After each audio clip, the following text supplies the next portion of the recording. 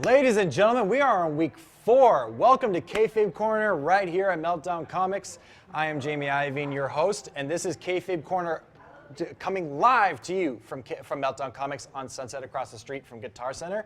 We have two very special guests tonight. We have Alicia Warrington. I'd say one special guest, but hi.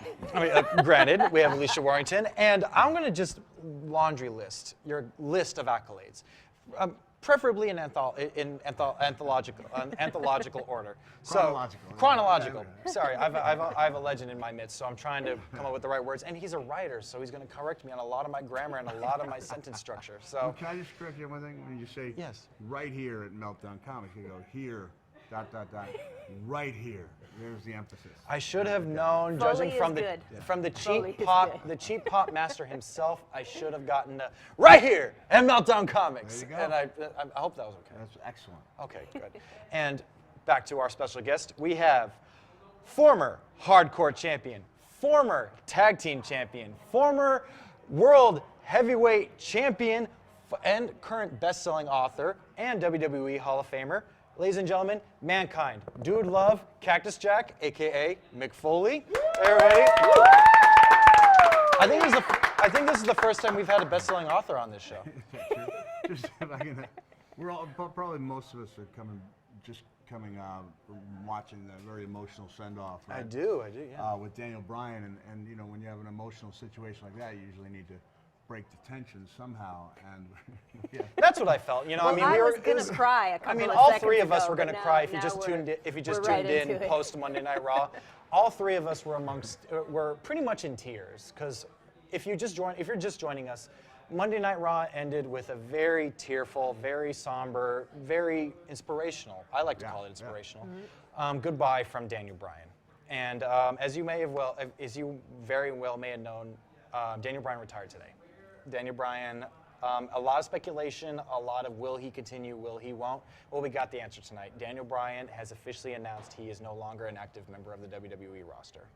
There's this little, the point where I was talking about breaking the tension was where Daniel talked about the night that he was in Seattle with all the former champions in the ring. That's true. So, yeah, he mentioned I was there, and everyone nodded. You were one of the very... Kali was there, and then we kind of joked about the fact that night, like, people were looking around like, there's been a lot of world champions, haven't there? Like, more than I remembered. There were a lot more world champions than I remembered during that segment. Definitely, that was a phenomenal evening because it was supposed to be, you know, about the coronation of, you know, the WWE World Heavyweight Champion, the big battle between Orton and Cena, and people clearly wanted to see Daniel that night. And you were there. You felt it. It was tangible. I remember that. I remember Cena turned it around into really a brilliant promo about, you know, being able to pick who you choose, and you did an amazing job. But yeah, the fans made their opinion really clear when it came to Daniel, and I think more so than any, like, true super. I know technically as soon as you join the roster you're a superstar, but there are different levels of superstardom. Of course. I think more so than anyone I can remember, Stone Cold maybe the other guy, you know, the fans just made their voice heard, you know, and said, you know, we want this guy to be more than what you are portraying him as. Yeah, I was going to say, I can't remember the crowd getting behind anyone like Other that. than Austin, that's the last time. And I wasn't, I have to say, I wasn't a Daniel Bryan fan. I'm a fan of his wrestling. What? I'm a fan of his wrestling, okay? I really am. He's a great wrestler, great That's in-ring one performer. exclamation we haven't gotten Great is what performer. in a long time. Me personally, I like the bad guys. I like the But Cactus what Jacks about- of the world. You know what I mean? Thank you, but Okay. but Daniel ricocheted to the top, skyrocketed to the top as a bad guy. Remember? It's true. And I was there when Daniel actually had heat, like Yeah. With AJ. Yeah. When he had AJ in his corner, and if you remember the Royal Rumble where not the Royal Rumble, the Elimination Chamber, Yeah. where Santino Marella almost won. It was just them two. And it was, you know, part of the reason that was such a momentous occasion was because Daniel had that heat as a bad guy. He was genuinely disliked. And then there's that respect thing that comes in when it's pretty obvious after a while that a guy is working really hard, and then he started putting humor into the mix. They put that tag team with him and Kane together. And it was pretty much impossible to not like those guys. If I may interject with a point right now, do you think the whole humor angle is kind of stifling a lot of the heels? Because New Day started off as a heel, as a heel team, as a heel tag team, and they've gotten over just because how genius and how funny they are. But they were started off as heels, but now people love them more than a lot of tag teams right now. Yeah, well, humor can be very valuable. I would not single out New Day as an example where humor's not working. Oh, it's Because working incredibly. Totally And working. then, you know, your options are on the table for all kinds of things. Who would have thought, you know, this is not being dismissive of the guy at all. I like him a lot, and I'm just happy to see him there. But 2 years ago, who would have thought that Xavier Woods was going to be a player in WWE? Nobody. And so there's always the potential for something really big to happen. For Big E, maybe you could say Big E could be the breakaway star because he's a guy you can see wrestling with anybody because he's a bad dude. And then you have guys like Xavier, who I just didn't think was going to get the chance, and someone like Kofi, who I honestly didn't think could be a heel. So this way, you know, they're getting a chance to strut their stuff. They're getting longevity. Longevity is really the key and the name of the game in WWE. And I have a personal opinion that I think Xavier Woods is the future of this business. I think he is because What? I think he is the future of this business, and I'll tell you why. Because you can tell out of every single one of their promos, after every single one of their bits, that every detail of each bit, Monday Night Raw is a perfect example of tonight. What everything they do is pre-orchestrated. For instance, when Kofi Kingston showed Renee Young the calculator, saying like, "Oh, you don't. If you, I don't know if you missed it. You missed out on I this." missed it all. 'Cause, I was ladies and rushing gentlemen, here, ladies and gentlemen, we have to flu. thank Mr. Foley because he drove in from Las Vegas today, and he's battling a flu right now. Champion. The hardcore legend will not be put down by gastric problems. He will not. Watched the Super Bowl by myself. I was invited to this great party. It was super real, like An Italian party. Italian party. You know, I don't want to mention the list of celebrities who were there, but let's just say I was hurting even worse when I heard who had just I rubbed walked it in a little bit. You rubbed it in, yeah. I'm there's sorry, some I major did. players I did there. because even though you were incapacitated, I did want to kind of be like, maybe he's on the borderline of feeling good and like not good. Maybe this will bump him over that leap right there. But Well, I look awful. You can tell I'm not pretending. You know. You look amazing. he looks great Amazing. right here in Meltdown Comics. But I do want to kind of give this show some structure, so I'm going to bring up a couple of talking points before we go Yeah. back into Daniel Bryan because that's the focus of today's show. Is I'm going to have we have 5 incredible Daniel Bryan moments that we're going to touch on later on the show. But before we go on, I do want to talk about the major talking points from Monday Night Raw because that is what this show is it's a Monday Night Raw wrap-up show. So I do want to kind of touch on just a few points. Yep. If Oh, I may, of Mr. course, Foley. your show, Jim, yeah. All right. So I'm very polite with my guests. I always ask them if they would feel comfortable in doing such and such. It's your world, man. It's my world. It's my playground. You got it right off the bat, Mr. Foley. So just touching on basically what happened with Daniel Bryan. There were a lot of speculation between doctors who we talked to, his own doctors, WWE doctors, and we all know who won out at the end. There was reports earlier that Daniel Bryan had been cleared by his personal doctors to compete again, but the only people that put the kibosh on that whole thing was the WWE doctors. Do you think that this was the best interest in WWE to end it as they did right now? Well, I think more importantly, it's in Daniel's best interest. You know, it really is. You just Judging can't- from somebody who's dealt with his more than share of injuries. You can't work that type of style for that many years and not get that accumulation of injuries. And so I'm going to take you back to when a neurologist told me, you know, and this is one of the top neurologists. And if I may interject, this is before all the concussion rules were placed into effect. No, this was during that time. Okay. So I did take the impact test for WWE and realized as it was going on that it wasn't going particularly well. And so independent of WWE, I made, through Chris Nowinski, I made an appointment with one of the top neurologists in the country. And then a day later, John Laurinaitis called. And I know it's easy to do the John Laurinaitis impression, but I think it's a little... There's been an... So just do John Laurinaitis in your head when I say that. right. There's been a problem with your impact test. So I guess I'm lucky in the sense that both neurologists agreed. That made it really easy. But I even remember, and this is one of the things I'm proud of, is that you have one of the top guys, right? I met him twice, and he told me I should never wrestle again. And my first reaction, and this is one of those things I think I'd like on my tombstone, epitaph, to say, I looked him right in the eye, I said, I can work an entire match around my left knee. And what's so telling about that is that unless you have somebody absolutely stopping you from doing it, every wrestler, far more so than baseball, football, because there you have, statistics that tell you when you're on the downward slide. And in wrestling, as a person performing gets older, sometimes it's week they to get week. better. Yeah. But in this case, I was absolutely sure I had that one last match left in me. And I remember he said, Mr. Foley, if you can find another neurologist to clear you, that's your business. But I'm telling you, you should never wrestle again. And I just breathed a big sigh of relief, and I hope that's the way Daniel feels now that the decision has been made. He mentioned that he's been dealing with anger and frustration, and now he's feeling grateful. And so I hope that relief comes in there as well. Because I don't want this to come off as I think he's quitting, or I don't want it to come off like he's looking for a way out. But at the same time, I think that makes the decision better when you don't have to take it all on your own shoulders. Like when two other people are telling you, like, okay, no, you cannot. Yeah, and he's got a wonderful wife, and they want to have kids, and those kids deserve to have their dad, at 100%. I regret going back and taking all that punishment, after I'd retired the first time. After the Hell in a Cell match? No, because I was still gainfully employed, and I changed my style a little bit, brought humor into the fold, but I regret ever coming back. Don't regret ever coming back. Regret everything I did post 2004, with the exception of the Edge match, which was I mean, that was your WrestleMania moment right there. But I'm going to phrase the question a little bit differently for you. Yeah. Can I, real quick? Please, by all means, please. You've had your ear ripped off. You've been in barbed wire matches, fire match. I was watching some of them last night.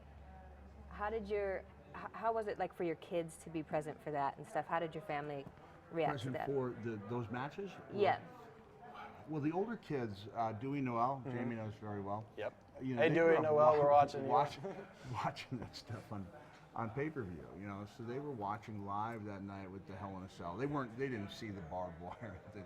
The you and Hunter match at Hell in a Cell. Yeah. Oh no, they saw the one with the Undertaker too. Oh, yeah, no, the one King of the Ring. Yes. When they were little. But they knew even before then, when I was going to Japan, that Dad was coming home in rough shape.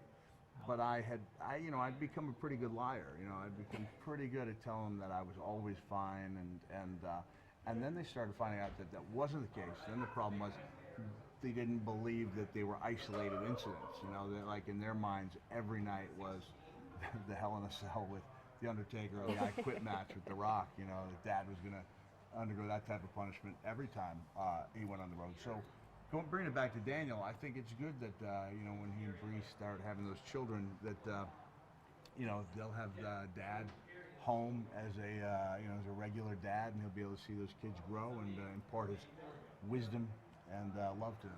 And just another side note, thank you, Mick Foley, who has been on a few podcasts already, so he already knows how to bring the subject back if we go on a little bit of a tangent. So he'll be able to reel us back in if we go off on other tangents, because talking about wrestling, that's very easy to do.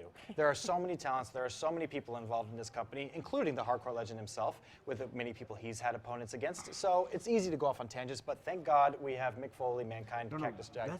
I am the tangent king. You're here to reel me back in. I've read your book, sir. You are the...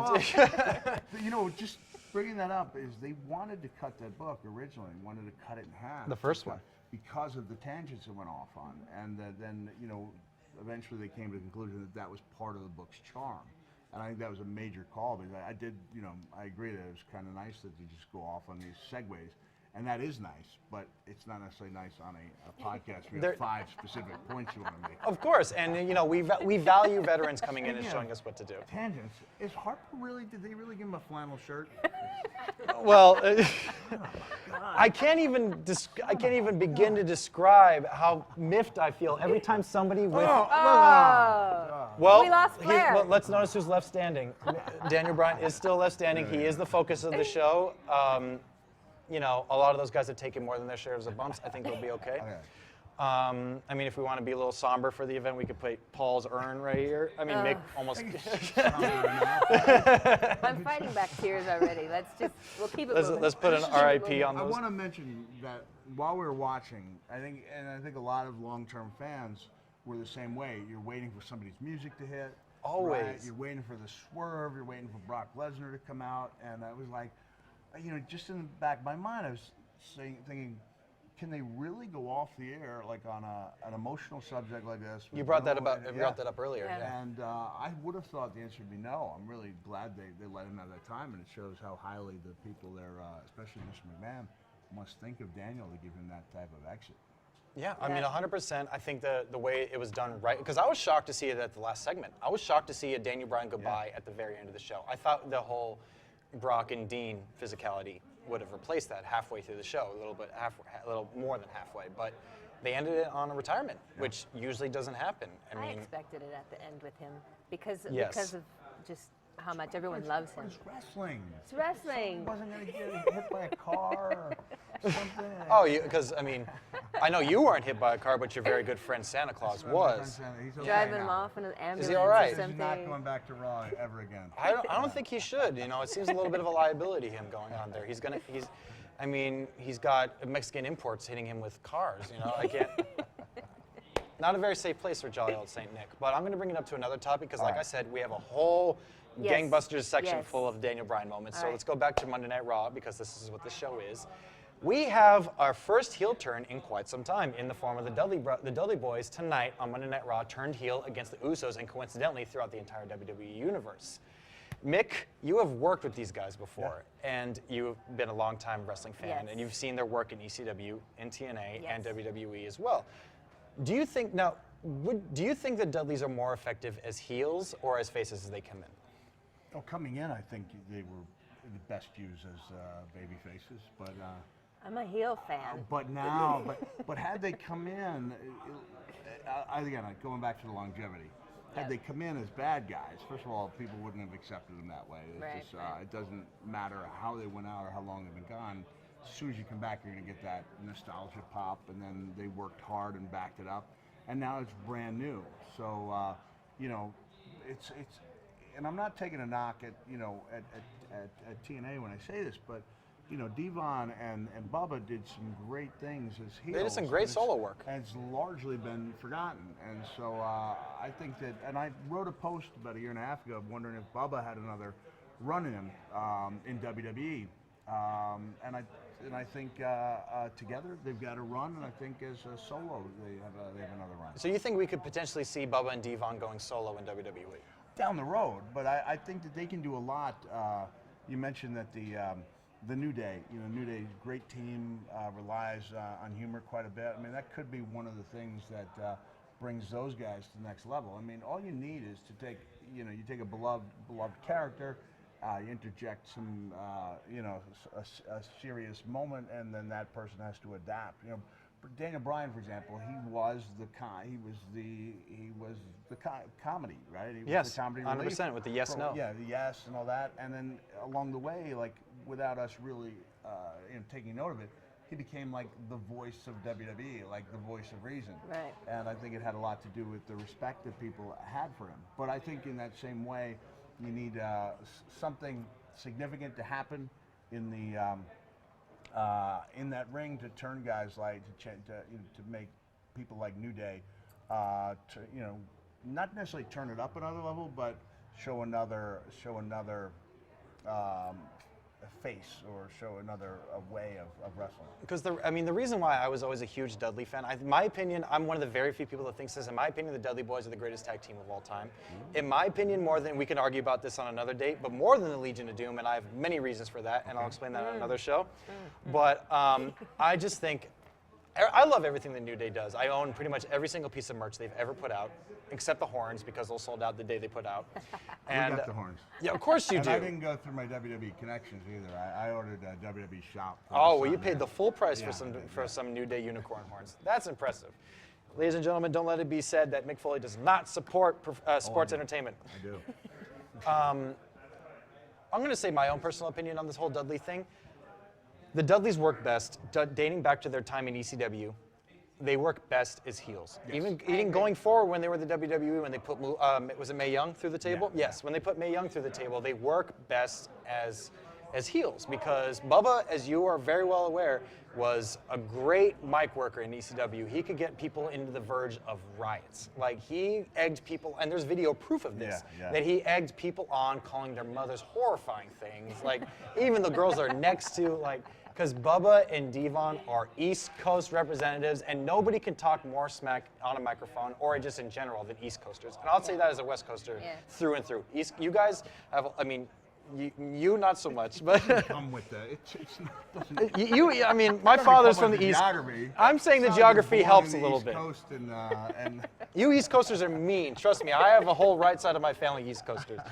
You guys will let us have it. If you see a weakness, you'll take advantage you're of that. generalizing there. I am. Jamie, yeah. I am. And Generalization with no proof to back it up. I have. That's Sounds like true. he is. No tangible proof. No tangible proof. I was really excited today about the heel turn. I am. Because, when the Dudleys came back, I kind of expected more. Yes. But I think that New Day is such a powerful force right now that it's kind of like that kind of overshadowed their comeback a little bit. Well, it is in my opinion, the reason why because in my opinion the Dudleys were groomed for a title run after winning it from the New Day. Yeah. But I don't know what happened. Maybe some plans were changed. But the New Day is sort of the biggest thing in terms of a stable, the biggest stable in the company right now. I really like the New Day. Well, I think I didn't when they started, but where it's progressed to and where it is now, become it's something wonderful. yeah. The key to everything in wrestling is personal issues, right? And the tag team division has been, secondary for quite a while in WWE. Yeah. But I think Devon and Bubba are very good at creating personal issues, and that can bring out the best in guys like the Usos. Not that we haven't seen it in the ring, but best in their characters. Like I said, we might need to see another side of the New Day. This could be the best thing to happen to. Because I think the WWE's Dudleys tag have. team division. I think the Dudleys have a lot to teach these guys. I think they have a lot to instruct these newer tag teams. Because as you know, the tag team division, even though they like to claim that it's been going through a resurgence, is nowhere near how it used to be. And I think that the fact that the Dudleys were brought in as sort of a template, almost as this is how you get over as a team. This is we've done. It's a time-tested formula. Yeah. And I mean, I know I'm not the only person thinking that the WWE Tag Team division has needed a long overdue rebrand. I'm not a rebranding, resurgence, if you will. Yeah. They've been trying. You can see that they've been trying. I guess maybe it's just a lack of talent currently applicable on the roster right now, with the injuries and all that stuff. But you could see the viable effort into trying to rebrand. I mean, trying to build back up again the Tag Team division. I think bringing in the Dudley Boys was a sign on the wall that this is like they need to pay attention to this. They want older guys to teach these younger guys how to do it. And I think the question on everybody's mind, overshadowed by Daniel Bryan's emotional retirement speech, is does this bring back a return of the Rock and Sock connection? And I think that's what I mean. Remains to be seen. I mean, I've been waiting for That is what I've been thinking of ever since I saw didn't them want to bring turn. it up. I I'm did glad think you that. did. That jacket is somewhere. You gave that jacket away, didn't you? I heard stories that you gave one of the Rocket Sock Connection jackets away for charity. Don't lie. Which is great. Which is great. We love charity. No, I know. No, honestly, I know for sure that one of them is buried with a young man in West Virginia. Yes, that's what I was bringing up. And I don't know about the other one, but I honestly don't know what happened to the other one. But yeah. Maybe Dwayne has it. I don't think. Maybe. You don't know. When's the last time you've been to his closet? When you don't know. I can't imagine. You don't know. I mean, when's the last time you've been in the Rock's closet? You don't know. You don't know. It's possible. It's very possible. I think Possibly he'll surprise you He's one probably laying day. on his couch right now in that jacket. And he may see this and be like, "How did Mick not remember I got that jacket from him? How did he You know?" know, it was Lawler with just a metallic gold pen. That's true. He made the Rock and Sock Connection jackets. Yeah, they had a couple of those, things you buy at a sporting goods store, and he was there with the gold Sharpie, and he made it. There's a whole other episode we can have of just subtle pop-up video type trivia segments that we can have from the hardcore legend himself. But I'm gonna field some questions right now because we have some people that are fielding questions knowing that the hardcore legend himself was going to be on Kayfabe Korner. I'm getting stumbled with my title of my show because I'm nervous. It's only the fourth week, right? It's only the fourth week. Okay. We're growing. We're growing. All right, first question. Besides Daniel Bryan's retirement, what does Mick think about the current state of the WWE? Yeah, I like where it's heading. I know I was very critical a couple months ago. I said I thought they were at a crossroads, and I said I was contemplating not watching the show. The main frustration I had is that a lot of the wrestlers who fans had voiced an opinion about, in terms of cheers and sales and likes and follows and things like that. We're not being rewarded the way that I think fans wanted them to be, and I thought that was a dangerous sign. And the weeks that have followed, I've seen a lot of good things happening. So I'm excited about the possibilities. I don't know how everything's going to play out, but there are options on the table that could be really exciting. What Great. do you think about the current women's division? It's a very good question. Yeah, Not from the internet, but Not you. from the internet, Yeah. but I really want to know. From a woman. Well, I've been a big fan of the potential for the women's division, seemed like like real change has to come from the roots, grassroots. You can't proclaim it from the top, no matter how good the intentions were. And we weren't told why. We didn't hear from the women why we should care. We were just told that we should care. Do you think Stephanie announcing this is the women's revolution sort of hurt it? No, well, it didn't. No, because it was a glorious. It was a great day. It was a great day, Yeah. and I had tears in my eyes when Stephanie announced that. I just think the follow-up is Divas Revolution, without explaining why. We didn't really get to hear from anyone specifically, except in some obviously canned or written statements, and we're just now getting to really know the women, and that in the same way that things really started working, in the Attitude Era when like 4 or 5 characters started clicking simultaneously. I think you've got characters that are clicking. You've got Charlotte really coming into her role, as a heel. And you've got Sasha back, and with the phenomenal Thank response God. that she got. Yeah. And Becky Lynch, delivering a couple of the best promos I've heard in a long time, and going out there as some people trust me, in the Attitude Era, if you told somebody you're going to go out there and you're going to help somebody and you're going to be nice to somebody, you would have had people fighting you. Say, I can't do that. People will see that as weakness. And Becky put herself on the line there, and she managed to get over by losing matches. And to look stronger by helping people, and I think the dynamic is there. And I don't know what will happen at WrestleMania, but I'd like to think that it's going to be a huge night for women's wrestling. And I've told a couple of the women, don't worry if there's a vocal minority of people chanting boring. I mean, those people, they're not going to be on board. And the idea is just to have a match that's so good that those people have to shut up because they realize how stupid they'll sound by chanting something like that. So it's hard to win over 100,000 people. I mean, it's a lot easier, a lot more intimate, whether you're on stage and you do the the type of shows I do. A lot easier in front of 200 or 300 than it is in front of a few thousand, let alone 100,000. But I think the women are going to be up to it. And this is a long-winded answer, but I love the division and I believe in it, and I've tried my best to be a very vocal proponent of the women's division. And I think a key is somewhere along the line, it's got to become the women's division and not the divas. I was going to division. say that. I didn't want to get us on another tangent. For me, but the first, I have a line, and the first person who says, "I'm not a diva, I'm a woman," will be greeted with this thunderous applause. I think so. It'll be seen as like a landmark moment Agree, in sports entertainment. And we have about 2 more questions coming after this. After about 2 more, since there are so many, I want us to kind of wrap it up because we do have some Daniel Bryan moments to get to.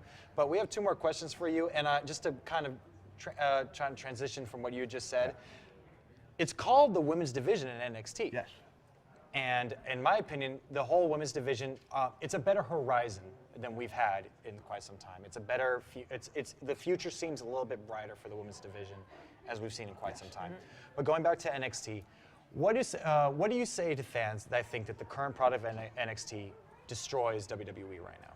Well, if fans think that, then they're right. I mean, I can't tell them they're wrong. Because that is a topic. I can't tell them what to like or what not to like. Yeah, I mean, I think it's great that there's an outlet for. It's like more of a pure wrestling show. SmackDown and Raw are more sports entertainment shows. But I'd like to think that the people at the top of Raw and SmackDown can learn from what works in NXT, especially going back to the women, because what's made the women's division work in NXT is like respect and championships and the glory of trying. Whereas I think there's still a little bit of the main division, the Divas division is tied up in Mean Girls. Very much so. It's going to be hard to shake because it's been that way for a long time, and I see it ending. I see it, I see it being more about the competition and the athleticism instead of the bickering. But change is slow. Yeah, it's Very definitely come a slow. long way from the women in the 90s. Just to go off on a tangent, another tangent, because this is the tangent hour, I guess. A lot of fans are kind of taking on NXT under their wing as their brand. Right. It's more so. It's like if you're a cool wrestling fan, you like NXT. If you like WWE, you're kind of like you've sold out. In my opinion, they're giving a lot. I mean, a lot of fans are doing this in a way where they're not really giving the current product a chance. Where a lot of these younger people or people who are new to the product say, "Don't watch that. It sucks. If you want to watch the real action, if you want to watch actual wrestling, go to NXT." So it's kind of become not so much an alternative product, but a product where, like, if you're in the know of wrestling, then you watch NXT. It's their Ring of Honor. It's their PWG. It's their indie brand. It's their ECW in a lesser extent. Do you think that this is a healthy or a way of thinking if you're a wrestling fan, or do you think that fans aren't giving the current product a chance as of everything that's been happening? It's healthy for the network. Very much so, for a nominal fee. Monthly fee. It's great for the network, and people are free to choose, what shows they get behind, what wrestlers they get behind, and they're seeing the wrestlers and the characters in kind of a little bit purer form. And I guess, coming from somebody in the music background, you've heard so many times about an artist like selling out and how it's no longer to be cool, no longer cool to be a fan of a certain artist. You understand my analogy? I do. Yes. I do. Once they get to a certain stage, and I remember, like my brother being a huge Springsteen fan, I go, no, he's sold out, because On which album? because now you're getting close to home right now. But he's just, and I would say to my brother, I know we're going to drag. If you're like 55 and you're a multi-millionaire and you're still singing about racing in the street, then you're not being true to yourself. That's jumping off a little bit. I mean, the shows are out there to be seen, and there's no reason why someone can't be a fan of all three or a fan of one. I mean, there's no correct answer when it comes to how many hours someone should be watching wrestling a week. For some people, if they're like, hey, I've got 1 hour to dedicate to this stuff, and I like my wrestling in a more straightforward way, then NXT is your answer. If you're like, you know what, I like all the bells and whistles, and I like some absurdity thrown in there, and I like, the surreal nature of WWE, then you're a Raw or a SmackDown guy. And I'm going to take this quick break because we're kind of going off in a little bit to do a quick shout out right quick, because I promised my step siblings that I'm about to, my future step siblings, they're very young, I promised I'd give them a shout out because they are watching, knowing that you're going to be on the show. Right. If we could get a quick shout out to Skyla and Sunny. Skyla and Sunny, my future little step siblings. How you guys doing? The hardcore legend himself, Skyla and Sunny. Hi, Skyla and Sunny, your future step sibling. Your future step siblings? They're because They're my father's fiance's kids. Okay, gotcha. Yes. Future. All right, okay, gotcha. Okay. All right, Yes. I thought they were leaving the Iovine ship. Oh no, on they're board. coming. They're Okay. coming on board. All right, I Yes, thought you there know, was a strange way to there's phrase more it. than All enough. right, okay. There's more than enough room on the ship. All right. But Well, welcome. we Welcome. got yes, of course, and we got one more question before we get into our Daniel Bryan moments. And this is a question that I'm actually very glad somebody wrote in. If you have any more questions for future shows, please write it into Kayfabe Korner. Hashtag Kayfabe Korner. KAYFABE KORNER. We are right now with Alicia Warrington and the long-lasting, perpetually immortal hardcore icon Mick Foley. And I'm trying to pick my words as best as I can because you are a writer. You're going to nitpick everything I say because that's kind of your thing. In your head, maybe not vocally, but in your head you will. Okay, maybe. But we got one more question that I want to field to you because I'm glad somebody wrote this one in because it's something I want to know. You didn't have the send-off that Daniel Bryan had, that Edge had, that, like, the get in the ring. I kind of did, I had a few nice send-offs. You had a good send-off, Yeah. but you never was a bit in terms of the whole "thank you, Mick Foley" type thing. I mean, you didn't want it because that you always believed. Oh, I did want it. Oh. Then you're contradicting yourself in your book, sir. I didn't want it. Well, not in so many words. I did have some nice send-offs. And what was the question? My question was in terms of your night when you, because you had a few, I did but have a few. but the actual night where you knew at the time it was your last match. What was your favorite part of that night? So that would be February 2000 against Triple H.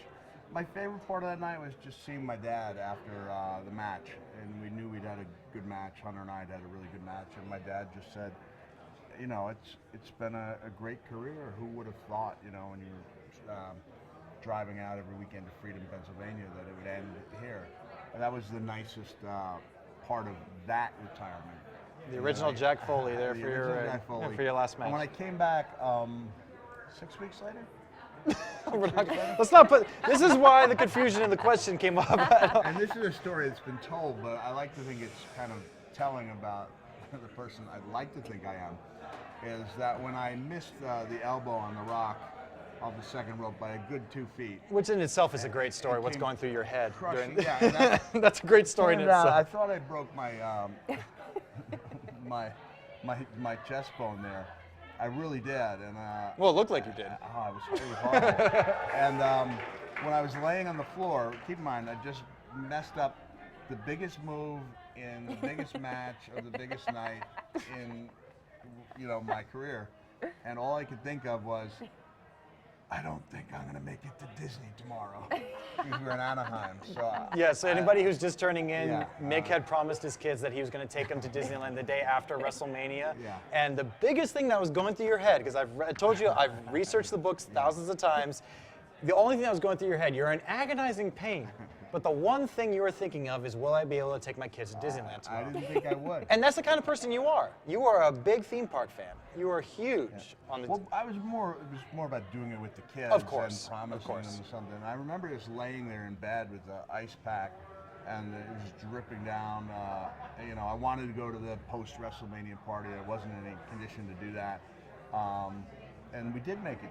We did make it to Disney. Thank the God. next day. Thank Yeah, God. considerable pain, but I made it there. So those are the two nicest things: being able to spend that quality time with my dad, looking back on my career, and then realizing that even when everything that could possibly go wrong did go wrong, that I was thinking about my kids. Well, and like, again, to go back to what you were just saying, this is the kind of guy Mick Foley is. Family and Mickey first. In that order. Yeah, yeah. Oh, no, I'm sorry. Family, Santa, and then Mickey. Then Mickey. Yeah, I was gonna say I've Santa actually been and very Santa. curious to see where Mickey and Santa kind of fall in. Mickey's not even close. We had Yeah. Santa Really? on today. Yeah. so. Really? Yeah, Mickey, yeah. I love Mickey. I love Mickey. This is revealing to me right Yeah, now. but no, he is. Look, he's no Santa Claus. Mickey knows. Yeah. And even though Sorry I for did all you say Mickey fans no, because out you did there. bring up a And tangent. he's not even like a real guy. He's like a figment. Sorry, but he's a figment of Walt Disney's imagination, part of my life. But he's not like a real guy. unlike Santa Yeah, Claus. I hate Mickey. He's a baby face. You know? I don't- Well, so is Santa. I mean, unless he gets. I mean, well, you could also say Santa is not by Did you definition. know Okay, well, Walt Disney's own father disliked the way that Walt voiced Mickey. Really? And it hurt him terribly. I yeah, didn't it was know that. still- Well, we have a Disney show. We have a Disney podcast that you would be a great guest on. I'm a historian. Yeah. We have Disney Clicks also on the Nerdist and Meltdown channel for our podcast. It's Disney Clicks. If you guys ever want to check it out, please do. But yeah, I mean, I feel like this is sort of an exclusive that we got. Like, where does it fall with Mick in Santa? Mickey, not Mick. If Mickey was real, you know, and not just a character, that I could put him up there in Santa's league. But, Very. yeah. Yeah, I mean. I can't because he's not. I mean, you're looking up to two very prominent figures in American society. Well, yeah, but one was born in 1937. The other was, a bishop in the 4th century. There's really no comparison. And he loves Coke. Yeah. And he loves Coca-Cola. I mean, he must like it a lot. I was going to ask one more. That was going to be the last question, but the tangent did bring up a new one from the viewers. And how did you? No, I see it up there. Yeah, because thank you to my producers for bringing it up. Wrestling's like a tether. Like I can go off the tether a little bit as long as I keep coming back to it. And I think we've done enough Santa. Like, okay, I yes. I have a really good idea of how much Santa my fans will tolerate. Even fans that love me are or not your necessarily children on board with the Santa thing. All right, so let's go. We're going to go right now into our Daniel Bryan moments, because right now, even though just bringing you guys back to it on Kayfabe Korner, Daniel Bryan did announce his retirement tonight. Where all of us collectively here are very sad at Kayfabe Korner, and we want to give you guys a quick rundown of the top 5 Daniel Bryan moments that I personally love, and hopefully my guests love. So right now, we're going to cut to our very first Daniel Bryan segment. I'm going to kind of give you a little segue into this moment. So if we could bring that up right now, it is if you're about to watch right now is the first time Daniel Bryan ever competed in a pay-per-view. It was when Daniel Bryan filled in the spot left by The Miz in SummerSlam, where he teamed up with Edge, John Cena, Bret Hart, Chris Jericho against the Nexus. It was the first time Team John Cena versus the Nexus at SummerSlam, and we're going to bring you to that clip right now. Please. John Cena and his team versus the Nexus at SummerSlam.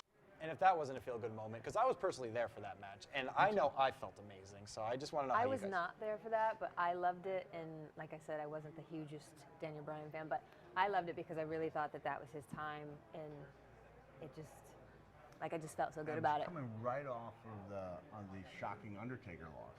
Yeah. Yeah. So to turn 75,000 people around from a somber note to a joyful one in the space of less than half an hour is really quite an accomplishment.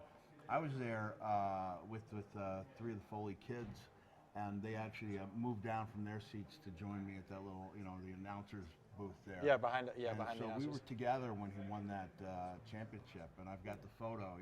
I think somebody in the crowd took it of the 3 of us doing the S. I was. So you were ringside and everything for that. Wasn't ringside. It was, the riser right off of we were on the second level, whatever part of the arena that is. But it was a good vantage point, and it was a great place to celebrate that. It was really like, if there was ever something that felt like a group victory, that the WWE Universe had helped achieve, I think that This was our victory. Yeah, it seemed like Yes, very much so. And on that note, I'm going to wrap up our WWE Daniel Bryan moments. Thank you all for joining me for the best, in my opinion, the best top moments of Daniel Bryan's career. And we have a special guest, special thing, I guess is a great way to say it. I don't Special thing, because it is a thing. I was trying to describe what this, or it's a moment. It's a very special moment and a very special gift from our guest Mick Foley. Mick Foley is actually going to teach us how to make your own sacco, as you are. That is a special guest. This is now sacco was a very important part of your career. He extended my career by 2 years. I owe Yes. him a lot. So I actually tried to give Al Snow residuals when the first Sacco check came in. He wouldn't take it, and I bet he regrets that decision now. So I like to go with some curves. Okay. They don't, just a little bit like that. because there is a method to this. Yeah. In early years, I would give him the goatee and everything, but he's just kind of almost brought on a ghost-like. I was a personal fan of the Sacco who actually dressed up for each occasion with the bow tie underneath. Did you always use clean socks before you did the? Well, originally, If you could just do your autograph, just your signature. the sock was supposed to be a one-time occurrence, one and done for Mr. Sacco. Great. And it wasn't until fans took to him that Vince Russo came after me the next day. He was like, "Bro, do you have the sock?" I was like, "I don't know why." They've got signs out there. They're cheering for him. And so because it was just one sock, I did originally use one for the first like 2 weeks, and then The same one. It seemed to make sense to make him part of the mandible claw, which I'd been doing for. And in the early days of Mr. Sacco, he would come off the foot into the mouth. Oh yeah, because you had to take your shoe off that's right, first. Yes. yeah. So Mark Henry, for example, took the old school Oh, Mr. poor Sacco. Mark Henry. Yeah, and then I was losing friends quickly in the dressing room, and also realized I could write them off on my taxes. So Very good point. That is a good tax $2,000 write-off. and, footwear. So, if you are lucky enough to tweet in and answer this week's current trivia question, which we'll announce when this video goes live, which it is live now, but for the on-demand viewers at home, you will win a personally autographed Sacco. And if you win a chance to get this Sacco, all proceeds, because you're going to have to pay for it. Just because we select you to get it doesn't mean you're going to get it for free. Because all proceeds are going to Connor's Cure, because it's only fitting that Connor the Crusher is going to be honored on tonight's episode, because he was one of Daniel Bryan's personal friends, and I think it is a great organization. It's what is it? What does it pay for exactly? If you could fill in the blanks for this for Connor's charity, it's for children who are very sick in cancer. And it's run out of the University of Pittsburgh's pediatric organization. They do a great job. I mean, I knew this. I don't know the specifics. Yeah. Connor suffered from neuroblastoma. I'm not sure, but they raise money for a lot of children who are in need at home. And if you guys call in and answer the trivia question, you get a chance to get an original Sacco signed by the hardcore legend himself, and all proceeds, and I say all proceeds, I mean every single cent will go to Connor's Cure, because Mick Foley is a very generous and what's the word I'm looking for? Not what's the when you do a lot of charities? Philanthropic. Philanthropic, yes. We have a very philanthropic person right here in the hardcore legend. Now that puts me in an awkward position. A philanthropist isn't supposed to say they're a philanthropist. Well, I said it. So, but I know, but then I had to fill in the He word was you just were looking for the word. Well, you Whenever helped I me. see someone refer You were- to themselves as a You were philanthropist, philanthropic I'm like, in me answering my not question. a philanthropist, he's a philanthropist. You were very philanthropic with me finding the words to Reminds say me of in the my Larry description. David episode where you learn you're supposed to give anonymously. Well, people need to. I mean, if it's a large sum of money, people should know. And this is Kayfabe Korner. So Kayfabe, I'm not saying Well, this. So you please give don't. anonymously so people find out with the understanding that you didn't want them to find out, but secretly you want them to find out. Of course. Right, Yeah. But if they don't find out, then it takes away the entire. But when Larry made his, no, I'm speaking yeah. I'm speaking I from love Larry's Kurt. point I of love view. I'm going Kurt. to tell you one Yeah. little story. If you love Larry David. We love Let me stories tell you one little especially David including Larry story. David. The one I was telling went nowhere. But Kurt Angle, me, Jay Lethal were addressing a group of about 2,000 school children in India. And Kurt was in the midst of telling these kids that if they're not willing to put 8 or 10 hours into their sport, that they're never going to be successful in life. 8 to 10 hours. And I was like, well, hold A on day? second, Kurt. A day, yeah. Kurt got a little carried away, I thought. And I said, well, Kurt, I said, I believe Jay will join me in saying that if the kids apply some calisthenics and some weight, exercises that don't require the weights. I'm trying to think of the proper word there. Free weights, yeah. But not free weights. The weight-bearing exercises, push-ups, things along that line. Because these kids A lot didn't of have the calisthenics. means, the means to go to the gym the way Kurt would have liked them to for 8 to 10 hours a day. And I said, I think they'll end up doing pretty well. Pretty. I look out at the 2,000 kids and not one child has any idea what I'm doing. And Kurt goes, no one has any idea what you're talking about. To which I said, pretty. He goes, stop it, you're embarrassing us. Pretty. So I rode that horse until the end. Well, because Mick, that's one thing we ought to always give to you is that you never interrupted an angle. You always saw it through to the end. No matter what your goal was for a promo, you always saw it towards the end, and that's. Let's get something. Can Siri tell us? What can Siri tell us? Siri, what is the name for exercises done without weights? You guys keep talking. No, okay, so we're actually very curious as to see what this answer Dynamic is. tension? Dynamic tension, regardless of what it is. That's more like the DDP thing. I was looking for something else, but I think you know DDP what I meant, yoga? yeah. To show the diamond cutter for DDP. Bang, boom, bring it around. Bring it up, Boom. then exhale. See, Mick also practices his DDP yoga. But we're going to actually wrap it up right now on a great, probably our best episode of Kayfabe Korner yet. We've only had 4. This has been but, amazing. But this is a high bar to set for future episodes on Kayfabe Korner. And if I may speak for our guest, thank you very much, Alicia Warrington, Thank you so much for joining us. And, of course, to the hardcore legend Mick Foley for joining us as well. And thank you. Under the weather, by the way, so thank you very much for joining us. Yeah. And you can find Mick Foley tomorrow night at the LA Improv on Melrose, where he will, if you want to plug your show right quick. Sure. Yeah, I've got a few of them coming up. The LA Improv tomorrow, the Brea Improv on Wednesday, Irvine Improv on Thursday, and at the Lancaster Performing Arts Center in Lancaster, California on Saturday. All right. And for Mick Foley and Alicia, I am Jamie Iovine saying goodbye on another episode of Kayfabe Korner. Like I said, you could chime in with your questions at hashtag Kayfabe Korner, Kayfabe Korner. I know that's not how you usually spell corner, Mr. Author, I'm sorry.